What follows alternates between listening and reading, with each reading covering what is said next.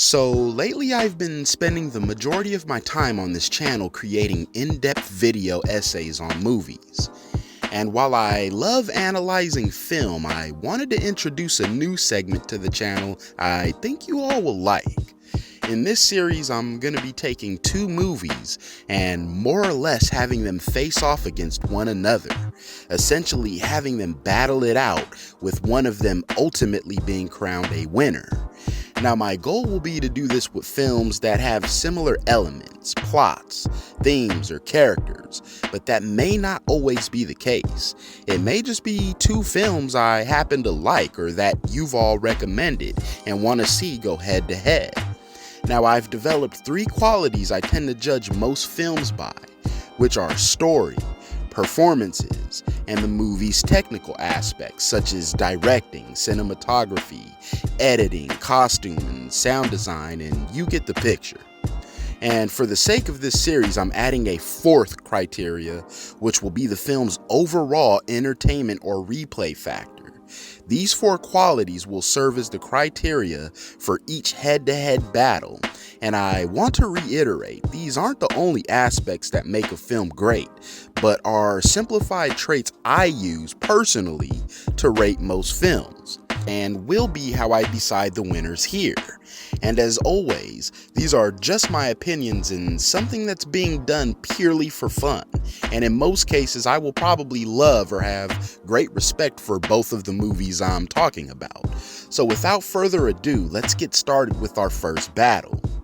Now, I wanted to take two films that are kind of opposite to what most of the films I review or analyze on this channel have been. I've noticed I've done some pretty deep shit here so far, so I wanted to show some love to the comedy genre and have a little bit of fun today. So for this head-to-head, I'm taking two comedies I hold in pretty high regard and would be perfect to go up against one another. And I know the title pretty much gives it away, but today we're going to be having The Hangover go up against Superbad. The Hangover was without a doubt 2009's biggest comedy, and it's still the highest grossing comedy of all time. Matter of fact, I think it's the highest grossing rated R film of all time, and this is largely due to its fresh take on the buddy comedy. Instead of two protagonists, the film essentially has three, and we follow these three as they attempt to remember events after a completely hilarious night of debauchery in order to find their friend Doug. And this is important because the story throws a wrench in the mix because it happens to be Doug's wedding day.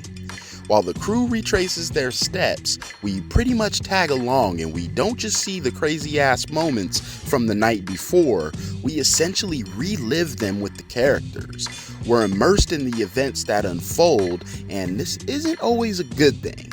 And I mean this in a positive way because it's a pretty vulgar film, but always manages to keep you engaged because of how enthralled you are in the action. The writers weren't afraid to hold back here in order to take the comedy places other comedy movies have maybe been a little hesitant to go, and all of this makes the story as entertaining as it is hilarious. Superbad, on the other hand, has the more conventional teen coming-of-age approach we are used to in comedy films. However, in terms of coming-of-age comedies, this might just be the funniest one, and without a doubt, easily one of the most influential ones. We follow friends Seth and Evan as they come to grips with the fact high school is almost over and college is lurking right around the corner. The writing is comedy gold here, and even though some of it is a bit far-fetched, a lot of the events in the film are pretty relatable. I imagine many teens in general could relate to this movie even today, and I know I did on a personal level when I first saw it. I was a teenager when the film released, and I remember having these feelings of uncertainty in regards to life after high school. What makes Superbad so great is that underneath all of the comedy and raunchiness lies a pretty charming story.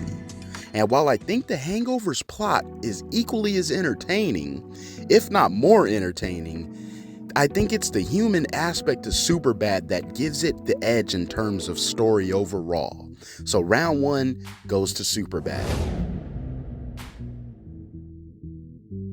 Okay, so comedies are hardly known for their performances, but comedic timing and physical gags, etc., are all areas we can look at here, and The Hangover required and delivered on both of these. Whether it's Bradley Cooper's sly yet comedic demeanor or Ed Helms' in hysteria, the film's performances are all pretty memorable here. But perhaps the most memorable is Zach Galifianakis as Alan. His performance was great and he plays a complete lunatic and every ounce of it is believable. Bradley Cooper is an Oscar-nominated actor, yet it's Galifianakis who completely steals the show here, and that's not to say that the other actors in the film aren't doing great as well. And we can't forget the likes of Ken Jeong as well as Leslie. He's at times even more batshit crazy than Galifianakis is, and that's pretty wild to say. In Superbad, the performances are a tad bit dialed back, and that says a lot to how crazy The Hangover is because Superbad is pretty crazy in its own right. Jonah Hill and Michael Cera play some pretty believable high school students, which is pretty hard to do considering at least Jonah Hill was like 45 at the time of filming. It doesn't help that they kinda managed to also look the part. The film does ask for some scenes that could resemble seriousness or derive some emotion from the characters, and for the most part, the majority of the main cast delivers. The film also has some pretty hilarious moments from Seth Rogen and Bill Hader, who play some pretty unhinged cops, and if you're like me, you loved every minute of it. While Superbad does have memorable performances for a comedy, I just think the actors in The Hangover simply had more to do. They managed to cover just about all forms of humor, dry, physical, dark, you name it, from Ed Helms screaming and singing to Zach Galifianakis being attached to a damn baby at some point are all aspects of their performances that don't go unnoticed here. I have to give this round to The Hangover. So The Hangover was shot by Todd Phillips, and I have to say it's one of the better looking comedies there are. The cinematography isn't bad and is even pretty good in some scenes, such as the scene where we see the guys first wake up in their hotel room, that pretty memorable scene. We get to see the damage they've caused without a word being spoken, which I thought was pretty clever, and I also appreciate a lot of the practical gags and props used, with some being chickens and actual tigers, real life animals and shit. The film had many sequences of action that actually probably required stunt doubles as well. Beyond this, we can't deny the banging soundtrack either, with tracks from Kanye West and Phil Collins to kind of keep the audience and the crowd involved in the movie as well. Superbad, on the other hand, once again is less boisterous than The Hangover, and this isn't to say it's a worse looking film. Sometimes the shots with less happening in them or less cinematic qualities feel a little bit more realistic and accessible, and Superbad accomplishes this. Certain scenes rely solely on the performers to make the scene, and allows us just to be flies on the wall watching this silly shit happen. Superbad does have a couple of shots in particular I really enjoy though, such as the unique opening credits and the ending scene, which is probably my favorite in the film, where it depicts two friends going in completely different directions, serving as a visual metaphor for how many of our childhood relationships will go in the future. The soundtrack also features some pretty great tracks, boasting a soundtrack featuring songs from the likes of Curtis Mayfield, The Roots, and even the late Rick James. Ultimately, neither of these films will mainly be known for their cinematography and other technical aspects, but they both still have a lot to offer in that regard. While Superbad is the more reserved film in terms of direction, set pieces, and props, it manages to stay pretty grounded, and I respect that. The Hangover, on the other hand, has no intentions on staying grounded, and is fully committed to being as absurd as it can be. And it's all captured in a pretty impressive manner. Both films are shot and directed well in their own ways, both films have great soundtracks and makeup and other aspects. But if I'm being honest, The Hangover just does slightly more again from a technical side. It does more than most comedies, period. And this is why I have to give this round to The Hangover. Alright, so this last round is pretty tough. I feel like both of these films I stop and watch whenever they happen to be on TV. They're both funny and tell a fairly entertaining story. Superbad is a film that tells a pretty familiar story though, yet instantly manages to provide enough laughs and originality to be one of the best teen comedies out there.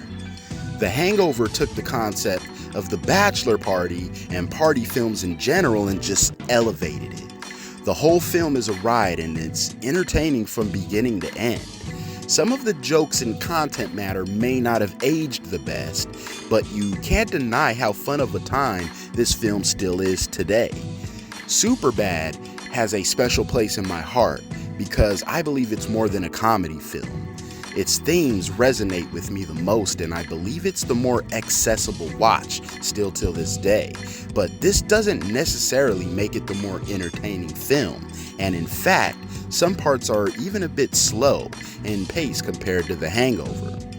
I believe both of these films are two of the funniest out there and offer something completely different during your viewing experience. And because of this, there's nothing conclusive that would give one film the edge over the other in terms of replay or entertainment value, in my opinion.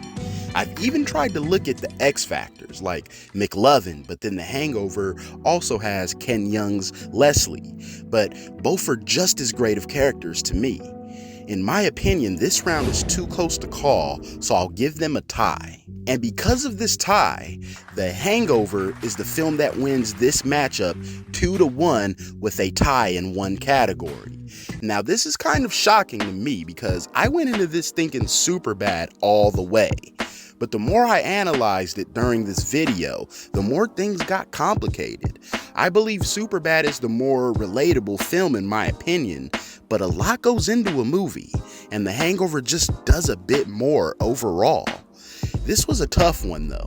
Nonetheless, I really enjoy both of these films, and I think they're both funny as hell.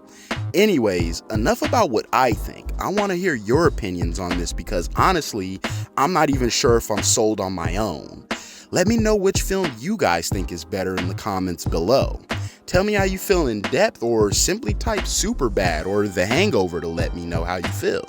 And let me know which films you'd like to see go head to head in the future. I have a pretty extensive list, but I'm always looking to add to it, and you guys could help me out with that. And besides this, I have more content coming as well, such as more deep dives and reviews. But if you haven't already done so, be sure to check my other videos out as well. And if you're new here, please hit that subscribe button so you don't miss any of it. Anyways, this has been Battle of the Films, and I appreciate you guys taking the time to watch my first one. And as always, be good out there, and I'll catch you guys soon.